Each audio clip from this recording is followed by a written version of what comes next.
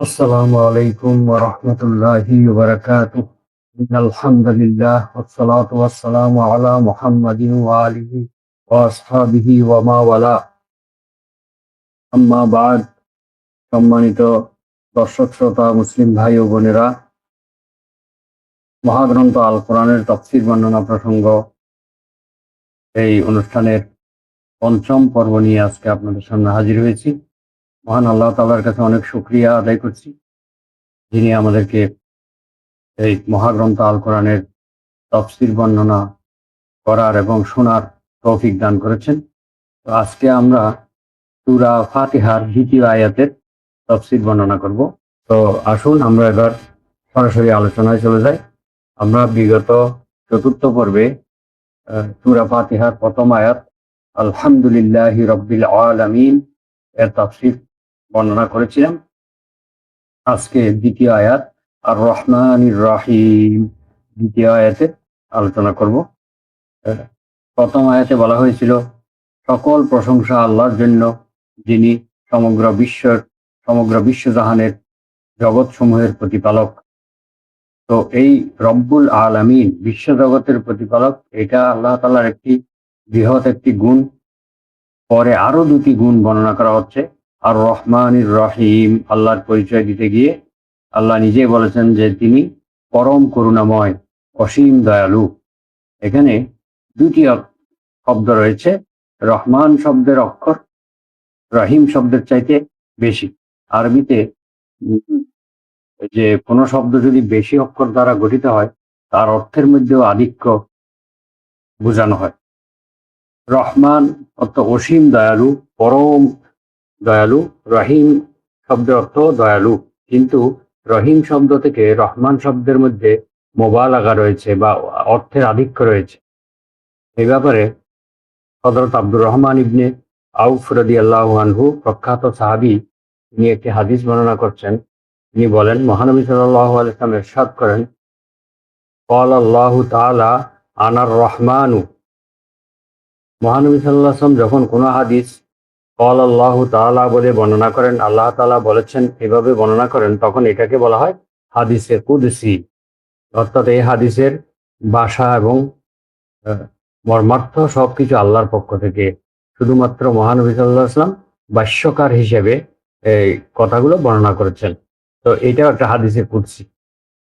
হাদিসে কুদসির মধ্যে আল্লাহ তাআলা বলছেন যে আনার রহমানু, আমি রহমান, শাকাকতু লাহা ইসমান মিন ইসমি, খালাকতুর রেহমা, আমি রেহেমকে সৃষ্টি করেছি।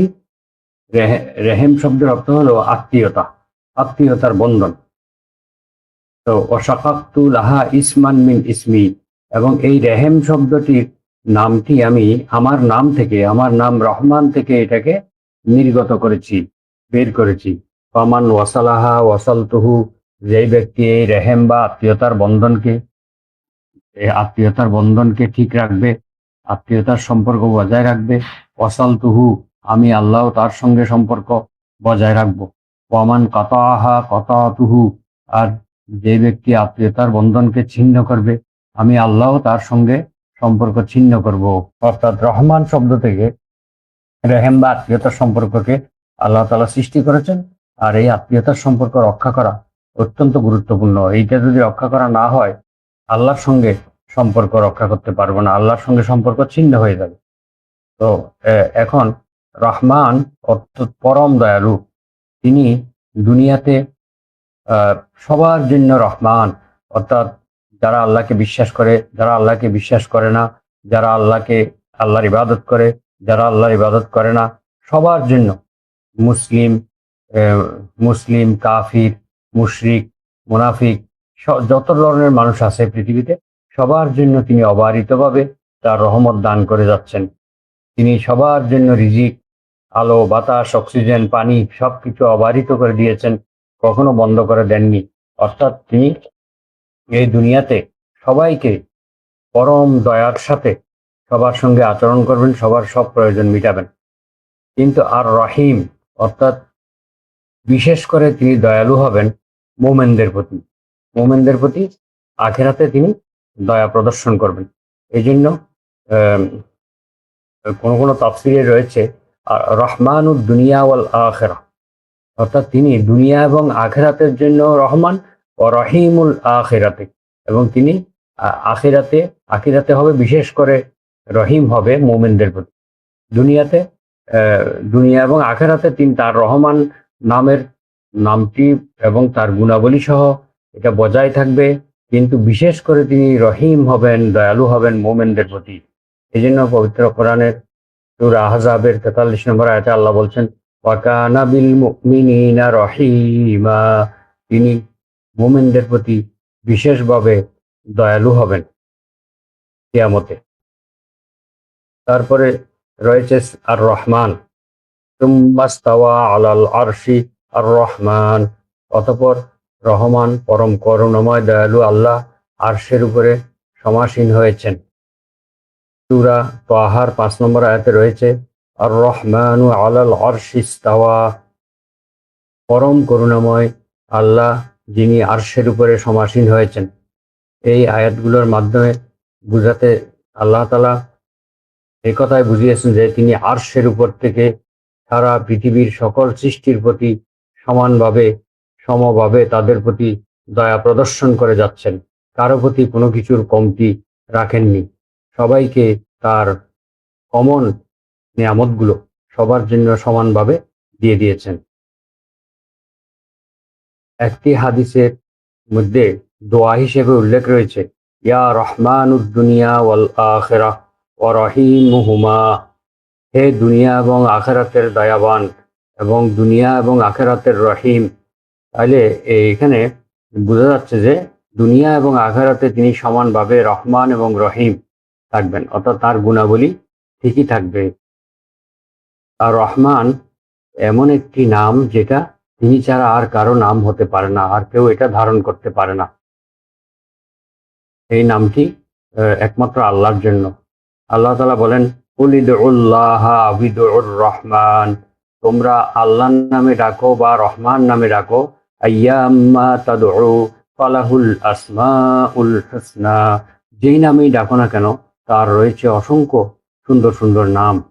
আল্লাহ তাআলার এই ধরনের নাম 99টি নাম হাদিসে উল্লেখ রয়েছে, যে বলা হয়েছে লিল্লাহি, হাদিসে এইভাবে এসেছে, লিল্লাহি তিসউ ওয়া তিসউনা ইসমান ফামান আহসাহা দাখালাল জান্নাহ, আল্লাহ তাআলার রয়েছে 99টি গুণবাচক নাম। যেই ব্যক্তি এই নামগুলোকে মুখস্থ করবে, এই নামের গুণগুলো আয়ত্ত করতে পারবে, সেই জান্নাতে প্রবেশ করবে। সুবহানাল্লাহ। আমরা এই নামগুলো মুখস্থ করে প্রতিদিন সকাল সন্ধ্যায় আমরা পাঠ করতে পারি, তাহলে এটাও আমাদের জান্নাতে যাওয়ার একটা ওসিলা হতে পারে।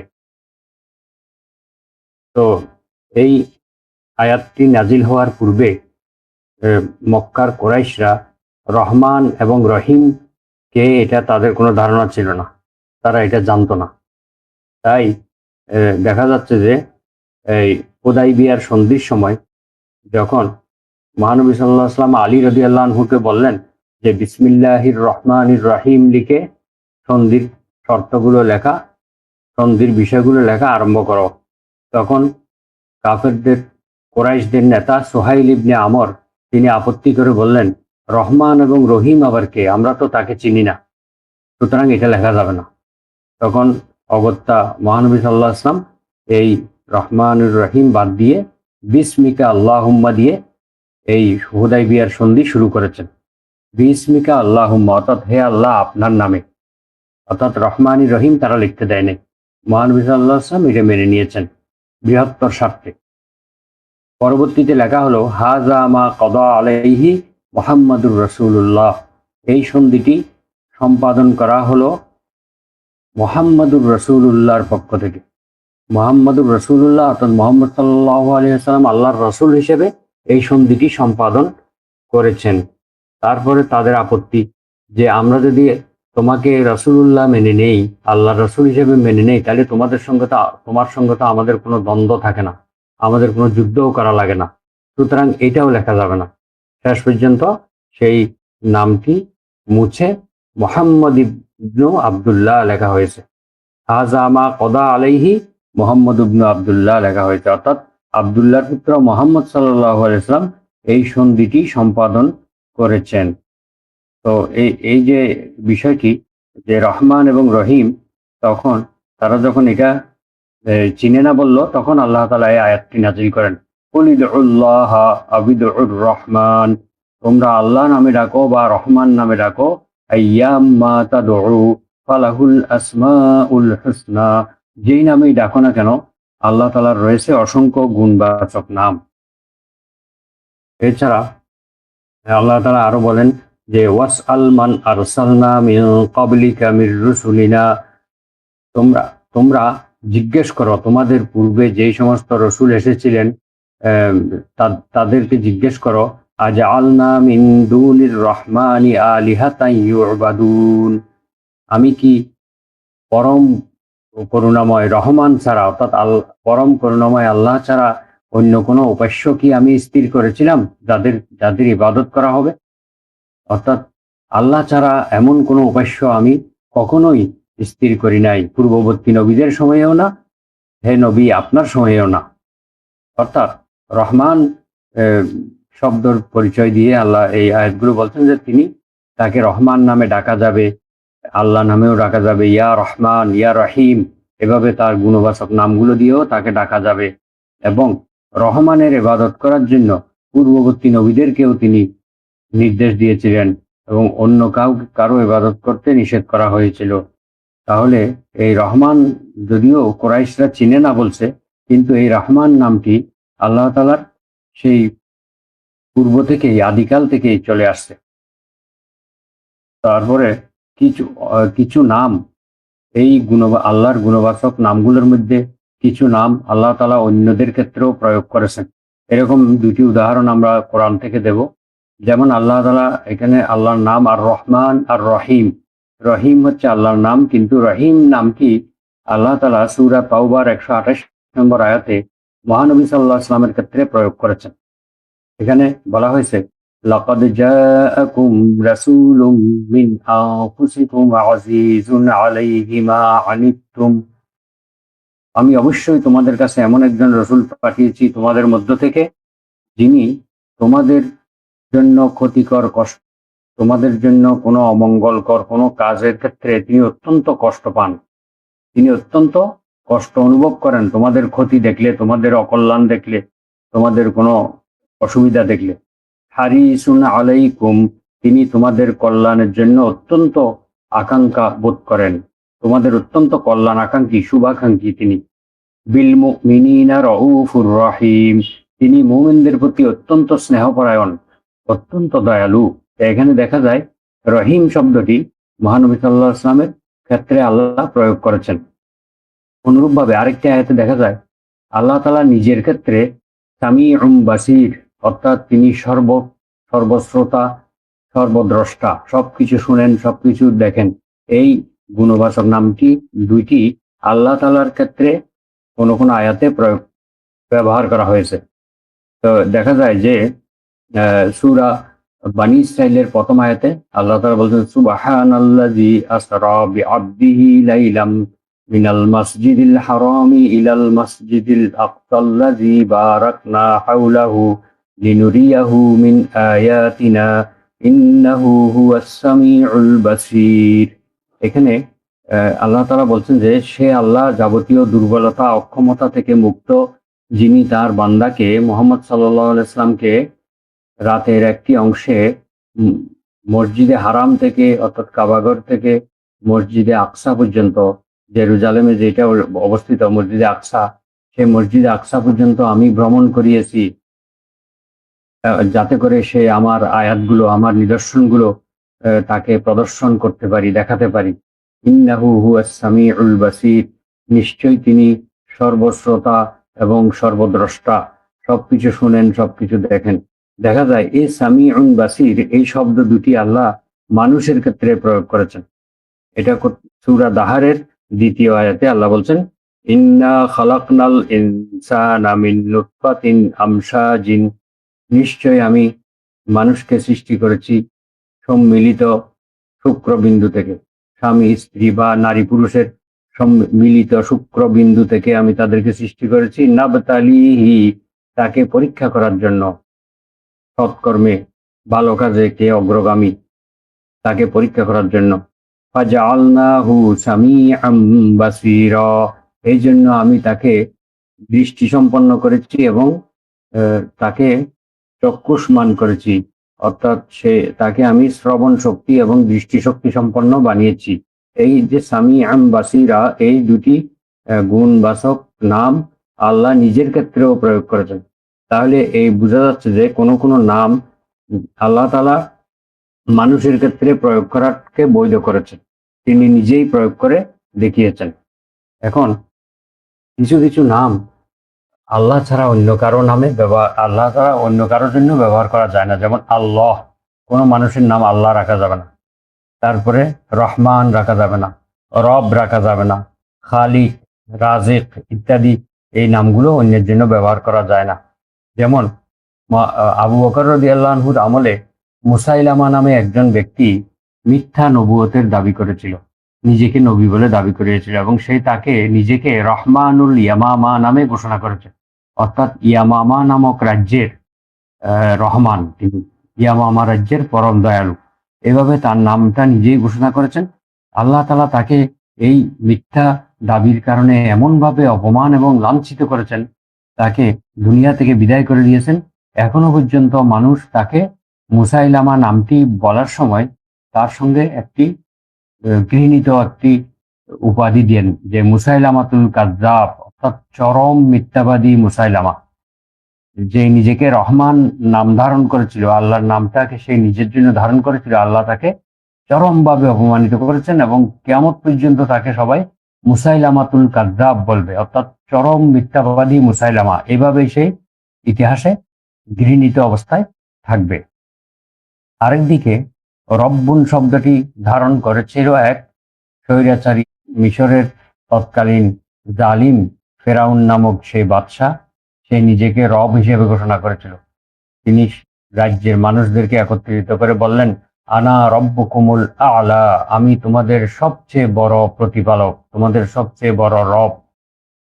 এই যে নিজেকে রব হিসেবে দাবি করেছিলেন, এই জন্য আল্লাহ তাআলা তাকেও পানিতে ডুবিয়ে ধ্বংস করে দিয়েছেন। দুনিয়াবাসীর জন্য ফেরাউনের এই লাশকে এখনো পর্যন্ত সবার জন্য শিক্ষার একটি বিষয় হিসেবে রেখে দিয়েছেন। ফেরাউনের লাশকে দেখে পৃথিবীর মানুষ আজও শিক্ষা গ্রহণ করতে পারে যে আল্লাহর সঙ্গে যে বিদ্রোহ করে তার পরিণতি এরকমই হয়ে থাকে।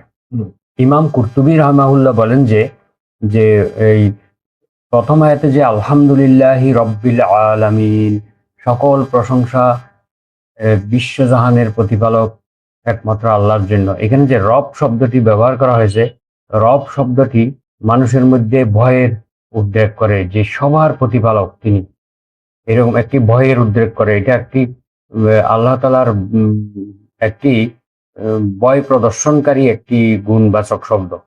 তো এরপরে আল্লাহ তাআলা আর রহমানির রহিম উল্লেখ করে মানুষের মধ্যে আশা ভরসার উদ্রেক ঘটিয়েছেন, বা তাদের মধ্যে তাদের থেকে যেন ভয় কেটে যায়, তারা যেন আশা করতে পারে, আল্লাহর রহমতের আশা করতে পারে।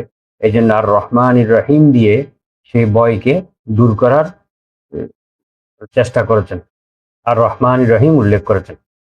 তো এইরকম দেখা যায় যে পবিত্র কোরআনে যেখানে আল্লাহ তাআলা ভয়ের আয়াত নাজিল করেছেন, পাশাপাশি আবার তিনি তাকে দয়া এবং আশা ভরসার উদ্রেক ঘটিয়েছেন।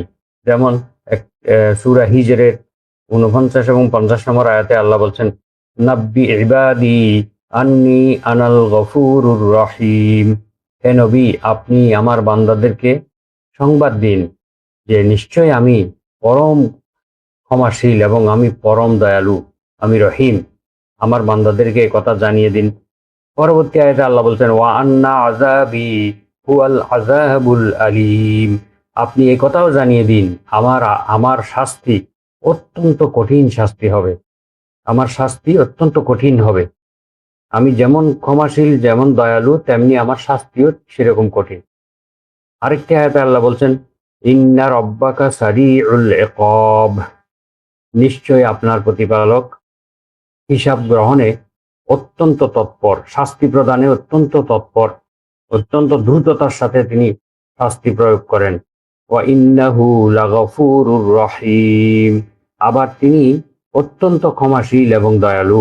একই আয়াতের মধ্যে আল্লাহ এই বিপরীতমুখী তার কার্য সম্পর্কে আল্লাহ তাআলার বিপরীতমুখী যে আল্লাহর ক্ষমতা এটাও তিনি প্রকাশ করেছেন। একদিকে তিনি শাস্তি দানে অত্যন্ত তৎপর দ্রুতগামী, আবার তিনি ক্ষমার দিক থেকেও পরম করুণাময় এবং তিনি পরম ক্ষমাশীল। সূরা আনআমের ১৬৫ নম্বর একটি আয়াত।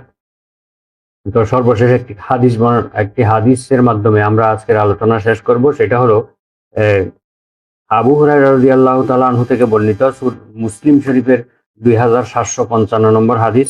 মহানবী সাল্লাল্লাহু আলাইহি ওয়াসাল্লাম বলেছেন, লাউ ইয়ালামুল মুমিনু মা ইনদাল্লাহি মিনাল উকুবাহ, যদি কোনো মোমেন জানতে পারতো, যদি মোমেনরা জানতে পারতো যে আল্লাহর শাস্তি কতটা ভয়ঙ্কর এবং কতটা কঠিন, মা তমা বিজান্নাতিহি আহাদ, কোনো মুমিন ব্যক্তি জান্নাতের লোভ লালসা এবং জান্নাতে যাওয়ার সমস্ত আশা ভরসার কিছুই থাকতো না তাদের মধ্যে, সবকিছু পরিত্যাগ করত। তারা বলতো যে আমাদের তো আর কোনো আশা নেই, আল্লাহ এত ভয়ঙ্কর শাস্তি দেন, তাহলে আল্লাহ তাআলার সেই জান্নাতের আশা আমরা কিভাবে করি, এরকম তারা নিরাশ হয়ে যেত।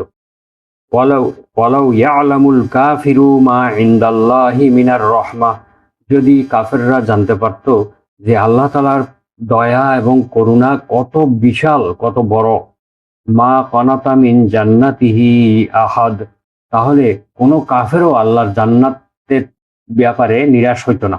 তারাও আশা করতো যে হ্যাঁ আমরাও জান্নাত পাবো, এরকম তারা আশা করতো।